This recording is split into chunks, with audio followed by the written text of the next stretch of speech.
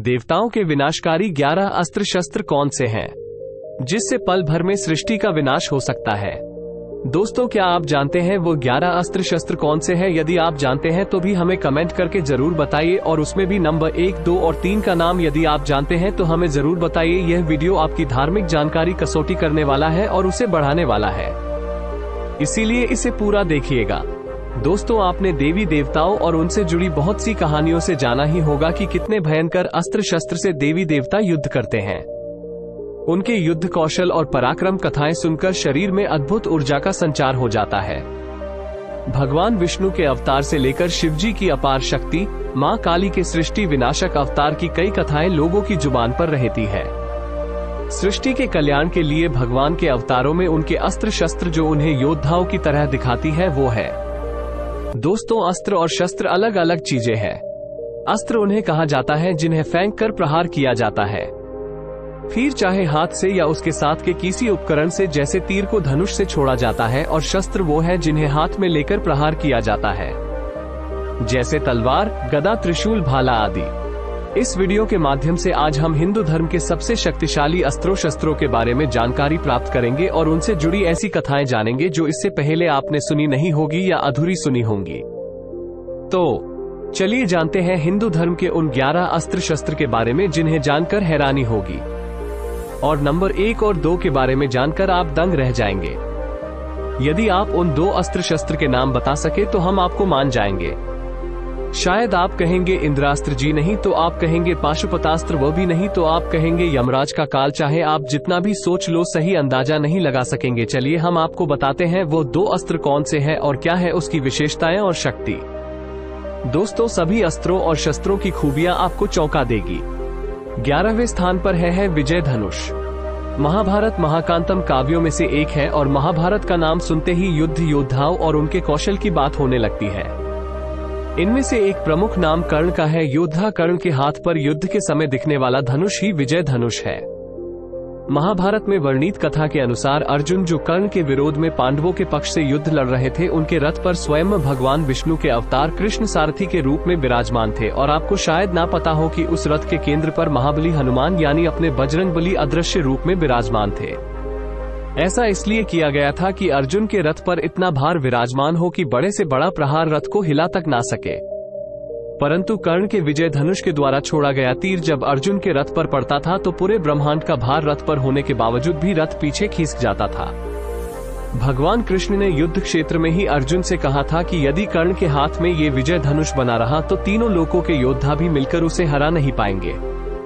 सोचिए, जब स्वयं भगवान को एक धनुष लिए हुए इंसान से युद्ध में इतना सोचना पड़ रहा हो तो ऐसे धनुष को धारण करने वाले और ऐसे धनुष में कितना बल होगा।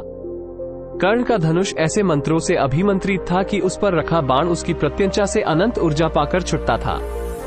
इसी धनुष से भगवान शिव ने अपना पाशुपतास्त्र छोड़ा था। ये धनुष शिवजी का ही है, जिसे भगवान विश्वकर्मा ने बनाया था। बाद में भगवान शिव की तपस्या करके परशुराम ने इसे प्राप्त किया और बाद में कर्ण को धनुर्विद्या का ज्ञान देने के बाद उन्हें उपहार स्वरूप दिया। भगवान कृष्ण के आदेश पर अर्जुन कर्ण को तभी मार पाए जब कर्ण अपना विजय धनुष अपने रथ पर रखकर रथ के पहिए को धकेलकर रथ को गड्ढे से बाहर निकालने की कोशिश कर रहे थे। महाभारत के महानतम योद्धा कर्ण और उनके धनुष विजय धनुष का नाम लोगों की जुबान पर रहता है। 10वें स्थान पर है पिनाक धनुष। पिनाक भगवान शिव का मूल धनुष है जो विनाश या प्रलय के लिए उपयोग किया जाने वाला माना गया है। वाल्मीकि रामायण के अनुसार देवताओं के शिल्पी विश्वकर्मा जी ने लगभग एक जैसी क्षमता वाले 2 धनुष बनाए गए थे, जो उन्होंने भगवान शिव के रूप रुद्र और भगवान विष्णु को दिए थे और अनुरोध किया कि दोनों लोग आपस में युद्ध करें ताकि ये पता चल सके कि उनमें से शक्तिशाली कौन है। पर युद्ध प्रारंभ होने से पहले ही आकाशवाणी हुई कि यह युद्ध विनाश का कारण बन जाएगा और इसलिए युद्ध रोक दिया गया। आकाशवाणी सुनते ही रुद्र ने जनकल्याण को ध्यान में रखते हुए तुरंत ही उस धनुष को वहीं फेंक दिया जो आकर पृथ्वी पर गिरा, जिसे राजा देवव्रत ने देखा। और क्योंकि राजा देवव्रत इस धनुष के योग्य थे इसलिए वे उसे उठा सके और अपने राज्य ले गए। आपको बताओ कि राजा देवव्रत राजा दशरथ के पूर्वज थे। पिनाक वही धनुष है जिसकी प्रत्यंचा चाहकर भगवान राम ने सीता माता से विवाह किया था। आपको बताओ कि भगवान राम ने धनुष जानबूझकर तोड़ा नहीं, बल्कि प्रत्यंचा चाहते समय वो स्वयं ही टूट गया था। धनुष पिनाक को लेकर और भी कई कथाएं हैं कि भगवान विश्वकर्मा ने 2 धनुष बनाए थे। पिनाक और साम्रगर और दोनों लगभग एक जैसे प्रभावशाली थे। सारंग विष्णु जी का धनुष है और पिनाक शिव जी का। 2 और भी धनुष ऐसी ही क्षमता वाले थे, एक कोदंड जो भगवान राम चलाते थे और गांडीव जो अर्जुन चलाते थे। अब अगर आप कहेंगे कि मैं ये बताऊं कि सबसे ज्यादा शक्तिशाली कौन था, तो इसका जवाब ये है कि इसी अस्त्र का अधिक या कम प्रभावशाली होना योद्धा पर निर्भर करता है। एक जैसी क्षमता वाले अस्त्र होने के बावजूद भी वही योद्धा जीतेगा जो उसे चलाने में ज्यादा निपुण होगा, और विष्णु जी धनुष चलाने में सबसे निपुण योद्धा माने जाते हैं। तो हाथ में सारंग लिए हुए भगवान विष्णु धनुर्विद्या के सर्वाधिक निपुण योद्धा है। तो आपसे अनुरोध है कि अनंत ऊर्जा रखने वाले ब्रह्मा विष्णु महेश की तुलना कभी मत कीजिए, क्योंकि तीनों एक ही है। 9वें स्थान पर आता है काल दंड भगवान यम यानी यमराज, जिन्हें नरक का शासक कहा जाता है। उनका नाम लेते ही अच्छों की हालत खस्ता हो जाती है। आप एक बात अच्छे से याद रखिए कि यमदेव यानी यमराज की पूजा करने से कभी अकाल मृत्यु नहीं होती। वो ऐसे देवता है जिन्हें पूजने से मृत्यु भय समाप्त हो जाता है। तो यमदेव की भी पूजा करना आवश्यक है। काले भैंसे की सवारी और हाथ में एक मुकदर जैसा अस्त्र लिए हुए यमराज यातना को हर लेने वाले हैं। यही मुकदर या गदा जैसा अस्त्र ही कालदंड है। ये अस्त्र घातक क्षमताओं वाला है। एक बार लक्ष्य पर भेद देने के बाद कालदंड लक्ष्य को नष्ट किए बिना वापस नहीं लौटता।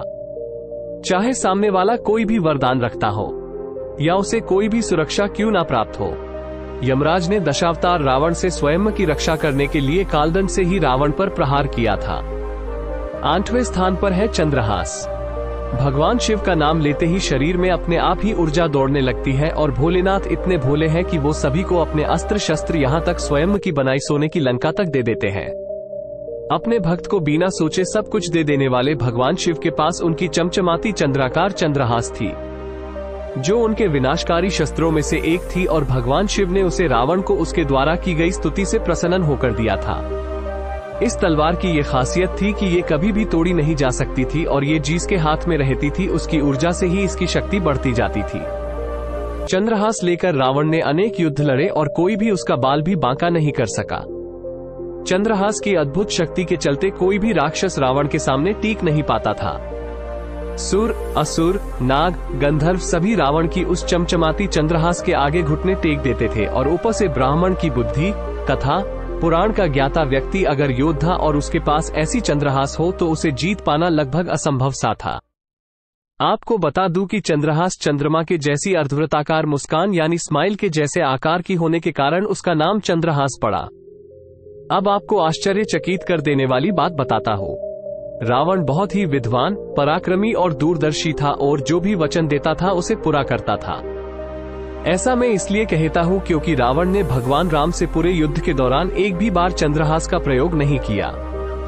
आपको सुनकर आश्चर्य हुआ होगा कि इतना अच्छा शस्त्र रावण ने प्रयोग क्यों नहीं किया, जबकि उसकी मौत उसके सामने खड़ी थी। इसका कारण ये है कि भगवान शिव ने रावण को चंद्रहास देते समय उससे एक वचन लिया था कि वो चंद्रहास का प्रयोग केवल बुरा करने वालों पर ही करेगा। आपको एक बात और बताऊं कि रावण एक बहुत कुशल राजा भी था। उसके शासन में उसकी प्रजा उससे पूर्ण रूप से संतुष्ट और खुशहाल थी। 7वें स्थान पर है वज्र। वज्र भगवान इंद्र का व्यक्तिगत हथियार है। इसे एक तरह से थोर के हैमर जैसी बिजली उत्पन्न करने वाला अस्त्र कहा जाता है। इसे ऋषि दधीची की हड्डियों से बनाया गया था, जिसे स्वयं भगवान विष्णु ने बनवाया था। इस हथियार को लेकर बहुत अगल अगल किंवदंतियां है। मैं आपको भागवत पुराण में लिखी एक रोचक कहानी बताता हूँ जो शायद आपने पहले ही सुनी हो। देवताओं के पट के 2 पुत्र थे, एक वृत्ता और एक विश्वरूप। एक बार क्रोध में आकर इंद्र ने विश्वरूप को मार डाला। अपने पुत्र की मृत्यु का बदला लेने के लिए पट ने एक यज्ञ किया और वरदान में एक पुत्र मांगा जो भगवान इंद्र का वध कर देगा। परंतु वरदान मांगते समय उसने एक शब्दांश का गलत उच्चारण कर दिया और एक पुत्र प्राप्त किया जो इंद्र को मारने की बजाय इंद्र के हाथों मारा जाने वाला था। पुत्रवत्ता ने कठिन तपस्या से ये वरदान प्राप्त किया कि वो पत्थर, धातु या लकड़ी के किसी हथियार से नहीं मारा जा सकेगा, जिसके लिए ऋषि दधीची की हड्डियों से एक अस्त्र बनाकर उससे वृत्तासुर को मारने की सलाह दी गई। ऋषि दधीची ही क्यों, कोई और ऋषि या देवता क्यों नहीं। इसका भी उत्तर है ऋषि दधीची को भगवान विष्णु का नारायण कवच प्राप्त था, जिस कारण उनकी हड्डियां किसी अस्त्र शस्त्र से अधिक मजबूत थी। ऋषि दधीची ने अपने जीवन का बलिदान किया और भगवान विश्वकर्मा ने उनकी हड्डियों से प्रलयंकारी वज्र का निर्माण किया और उससे ही वृत्तासुर का वध कर दिया। व्रज के प्रयोग से जुड़ी दूसरी कहानी भी मैं आपको बताता हूँ। हनुमान जी का नाम लेते ही भूत पिशाच भाग जाते हैं। ऐसे बलवान और महाशक्तिशाली शिवजी के अवतार हनुमान जी बचपन में भी अपनी शक्ति प्रदर्शन करने से बाज नहीं आते थे। एक बार बाल हनुमान ने सूर्यदेव को लड्डू समझकर खाने की कोशिश की और विशालकाय रूप लेकर सूर्यदेव को खाने के लिए उड़ पड़े। सूर्यदेव के ना रहते ही सृष्टि का नाश हो जाएगा, इस डर से इंद्रदेव ने हनुमान जी को रोकने के बहुत प्रयास किए, परंतु नटखट बाल हनुमान मानने को ही नहीं तैयार थे। तब इंद्र ने बाल हनुमान पर वज्र से प्रहार किया, पर हनुमान जी तो भाई हनुमान जी ही है। वज्र का प्रहार केवल उन्हें कुछ पल के लिए बेहोश ही कर सका।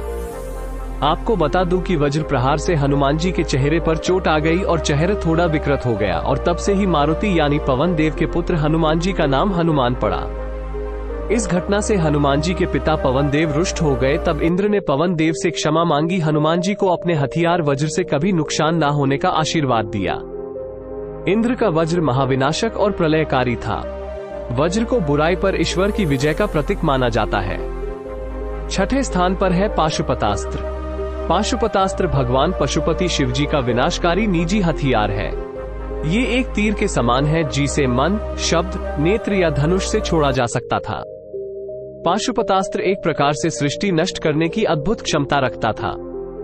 इस अस्त्र के विरोध में शायद ही कोई अस्त्र काम आता हो। ये अस्त्र अर्जुन, विश्वामित्र और मेघनाथ के पास था। आपको बता दूं कि पाशुपतास्त्र देवी काली का भी अस्त्र है। ये हिंदू पौराणिक कथाओं के सबसे प्रबल अस्त्रों में से एक है। अर्जुन ने पूरे युद्ध के दौरान इस अस्त्र का प्रयोग नहीं किया था, क्योंकि इसके प्रयोग मात्र से धरती पर प्रलय आ जानी थी। ऐसा कहा जाता है कि अर्जुन ने भगवान शिव की घोर तपस्या की और इस अस्त्र को प्राप्त करना चाहा। एक सुअर वेश में राक्षस अर्जुन को मारने के उद्देश्य से अर्जुन की ओर दौड़ता आ रहा था।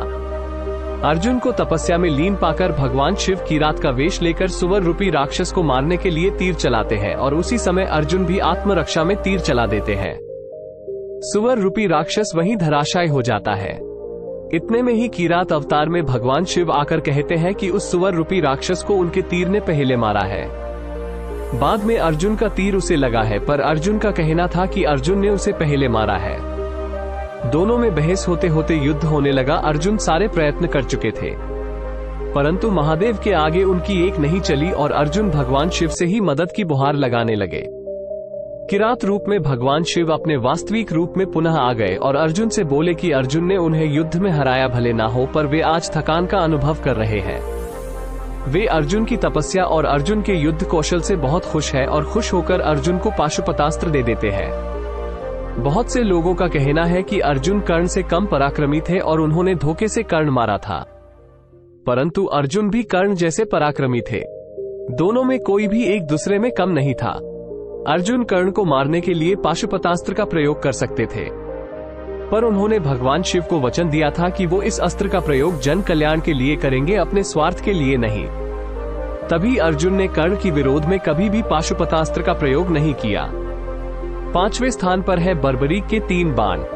ये 3 बाण भी भगवान शिव का सबसे शक्तिशाली अस्त्र है। आपने शायद महाभारत की कथा में बर्बरीक के 3 बाण के बारे में सुना ही होगा।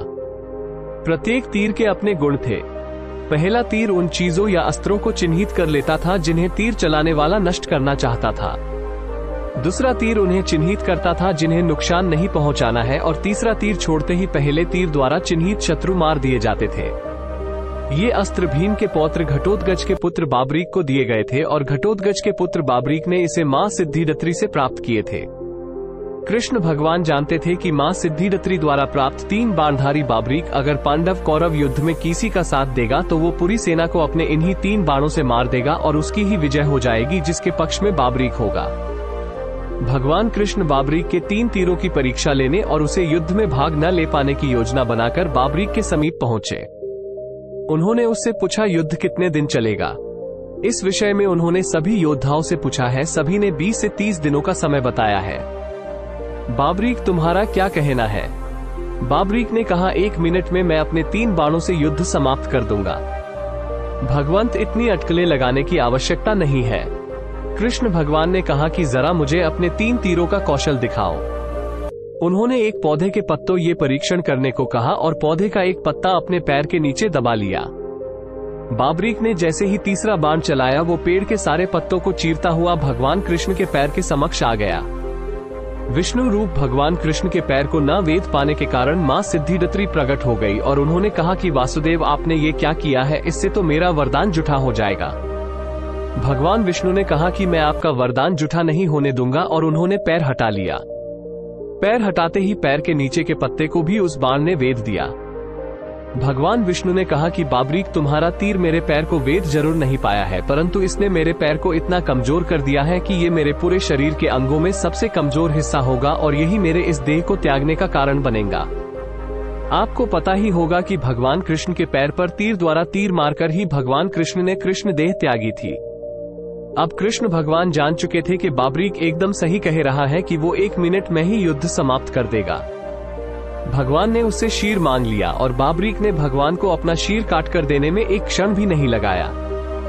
बाबरीक ने पूरा महाभारत का युद्ध देखने की बात कही। इस पर भगवान कृष्ण ने कटे सर को जीवित रहने का वरदान दिया कि बाबरीक का कटा शीर महाभारत के पूरे युद्ध को देख सके। चौथे स्थान पर है नंदक गदा। 4 भुजा वाले विष्णु जी के अधिकांश चित्रण में उन्हें एक अजीब सी तलवार लिए चित्रित नहीं किया जाता, पर जब 4 से अधिक भुजा के साथ उन्हें चित्रित किया जाता है तो उनके हाथ में तलवार जैसा अस्त्र देखा जा सकता है जिस पर आवरण नहीं है। विष्णु पुराण के अनुसार तलवार ज्ञान का प्रतीक है और उसका आवरण अज्ञान है। एक बार भगवान ब्रह्मा ने सुमेरु पर्वत के शीख पर यज्ञ किया। जिस यज्ञ को करते ही उन्होंने देखा कि एक लोह दैत्य वहां उपस्थित है जिसका बहुत विशाल लोहे का शरीर है और हाथ में विशालकाय मायावी गदा है। भगवान ब्रह्मा को लगा कि ये दैत्य यज्ञ में विघ्न उत्पन्न करेगा। उनके सोचने मात्र से यज्ञ से उनकी इस परेशानी को दूर करने के लिए एक बलवान पुरुष उत्पन्न हुआ, जिसका सारे देवता ने स्वागत किया, क्योंकि विशालकाय लोह दैत्य अपनी मायावी गदा से सभी देवताओं को घायल कर चुका था। अतः उनकी रक्षा करने के लिए कोई तो चाहिए था। उस राक्षस का कोई भी बाल बांका नहीं कर सकता था। तब भगवान विष्णु प्रकट हुए और उस यज्ञ से उत्पन्न मानव को उन्होंने देवताओं के अनुरोध पर अपने निजी अस्त्र के रूप में धारण किया। जैसे ही मानव एक म्यान युक्त तलवार के रूप में बदला, भगवान विष्णु ने उसके हत्थे को अपने हाथ से पकड़ लिया। विष्णु भगवान के स्पर्श मात्र की अपार ऊर्जा से वह तलवार नीले रंग के तीव्र प्रकाश से चमकने लगी और उसमें अथांग ऊर्जा का संचार हो गया। उसका हत्था रत्नमय हो गया और उसकी ऊर्जा से म्यान, जिसे पुराणों में अज्ञान कहा जाता है, हट गई। भगवान विष्णु की अनंत ऊर्जा जो नंदका तलवार के स्पर्श मात्र से लोह दैत्य के टुकड़े टुकड़े हो गए। नंदका तलवार को अज्ञान पर ज्ञान का प्रतीक माना जाता है। तीसरे स्थान पर है रुद्र अस्त्र। रुद्र अस्त्र या रुद्रास्त्र एक प्रकार से भगवान शिव के तीसरे नेत्र की प्रचंड ऊर्जा है, जिसे 11 रुद्रों में से एक ने उत्पन्न किया था। ऐसा कहा जाता है कि यह हथियार एक बीम को बाहर छोड़ता था जो जिस पर पड़ती थी उसे राख कर देती थी। इस अस्त्र को भगवान शिव ने कर्ण को दिया था। आपको बता दूं, जिस प्रकार कर्ण के पास कवच और कुंडल थे जो उन्हें सूर्य देव ने दिए थे, उसी प्रकार अर्जुन के पास भगवान शिव का दिया हुआ शिव कवच था, जिसे पहनकर अर्जुन युद्ध क्षेत्र में आए थे और अर्जुन पर रुद्र अस्त्र का प्रहार करके कर्ण ने उनके कवच को क्षतिग्रस्त कर दिया था और उससे अर्जुन की पकड़ उनके धनुष गांडीव पर कमजोर हो गई थी। इस अस्त्र में किसी को भी अपने वश में कर सकने की शक्ति थी। जब इस अस्त्र का आवाहन किया जाता था तो पूरे एक रुद्र की शक्ति इसमें समा जाती थी। फिर भयंकर प्रलय आती थी और शत्रु का नाश हो जाता था। रुद्रास्त्र के सम्मुख स्वयं शिव ही खड़े रह सकते थे, क्योंकि रुद्रास्त्र से मुकाबला करने का मतलब भगवान शिव के रूप रुद्र से मुकाबला करना था। इसीलिए संसार के भयंकर अस्त्रों में इसे अत्यंत संहारक माना गया है। दूसरे स्थान पर है सुदर्शन चक्र। भगवान विष्णु की तर्जनी उंगली विराजमान सुदर्शन चक्र ब्रह्मांड की सर्वाधिक विनाशकारी शक्तियों में से एक है। पुराणों के अनुसार भगवान विश्वकर्मा अपने पुत्री संजना का विवाह सूर्यदेव से किया था। सूर्यदेव की तीव्र रोशनी और गर्मी के चलते वो सूर्यदेव के समीप नहीं जा पा रही थी। उन्होंने अपने पिता भगवान विश्वकर्मा से इस विषय में शिकायत की। विश्वकर्मा भगवान के आग्रह पर सूर्यदेव ने अपना ताप कम कर लिया और संजना उनसे मिल सकी। ताप कम करने पर जली सूर्य की राख को लेकर भगवान विश्वकर्मा ने 3 चीजें बनाई। जिनमें से तीसरा था पुष्पक विमान, दूसरा सुदर्शन चक्र और पहला कौन सा था वो भी मैं आगे वीडियो में बताऊंगा। सुदर्शन चक्र को लेकर इतनी कथाएं हैं कि बहुत समय लगेगा, पर मैं सुदर्शन चक्र से जुड़ी कुछ कथाएं आपको बता देता हूँ। देवी सती द्वारा दक्ष के यज्ञ में स्वयं को समर्पित किए जाने के कारण देवी सती का शरीर वही रह गया। दुखी शिवजी उनके शरीर को ले गए और उस शरीर को देख देखकर और दुखी होने लगे। भगवान विष्णु ने शिवजी के कष्ट को कम करने के लिए देवी सती के सुदर्शन द्वारा 51 टुकड़े करके भारतीय उपमहाद्वीप के अगल अगल हिस्सों में भेज दिए, ताकि शिवजी देवी सती के मृत शरीर को देखकर दुखी न बैठे रहे। इन्हीं 51 टुकड़ों के स्थानों पर 51 शक्तिपीठ बने। महाभारत में जयद्रथ को मारने के लिए कृष्ण अपने सुदर्शन चक्र का प्रयोग करके सूर्यास्त से पहले ही कृत्रिम सूर्यास्त बना देते हैं। जयद्रथ को लगा कि सूर्यास्त हो गया है तो आज का युद्ध विराम हो गया है, और वो उत्साह में सुरक्षा चक्र से बाहर आ गया और तुरंत ही भगवान कृष्ण ने सुदर्शन को वापस अपने पास बुला लिया और अर्जुन ने अपनी प्रतिज्ञा पूरी की और जयद्रथ का वध कर दिया। आपको बता दूं कि सुदर्शन चक्र के चारों ओर 108 दांतदार संरचनाएं हैं। विष्णु जी के 108 नाम का संबंध इनसे भी बताया जाता है। पहले स्थान पर है संहार के देवता, गले में नाग धारण करने वाले देवों के देव महादेव के हाथ में सुशोभित होने वाला त्रिशूल। भगवान शिव का अस्त्र त्रिशूल वर्तमान, भूत, भविष्य के कष्टों का नाश करने वाला और सबसे शक्तिशाली अस्त्र है। आपको बताओ, त्रिशूल शिव से नहीं शंकर से जुड़ा है। दोनों समान है पर सुंच सा अंतर है। शंकर देवता है जबकि शिव निराकार है और अनंत है। त्रिशूल शब्द शस्त्र पर उपस्थित 3 नोकदार शीर्षों से उत्पन्न हुआ है।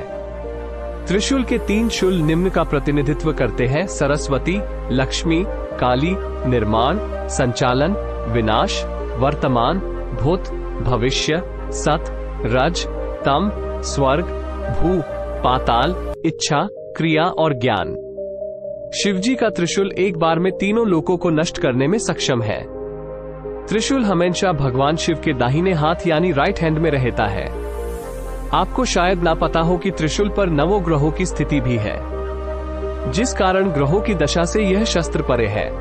निचले भाग में राहु और केतु, डमरू वाले भाग में बुध, त्रिशूल के शूलों के वक्राकार हिस्सों पर शुक्र और बृहस्पति, जबकि त्रिशूल शीर्षों पर दाएं व बाएं शीर्ष पर मंगल व शनि और मध्य में सूर्य विराजमान है।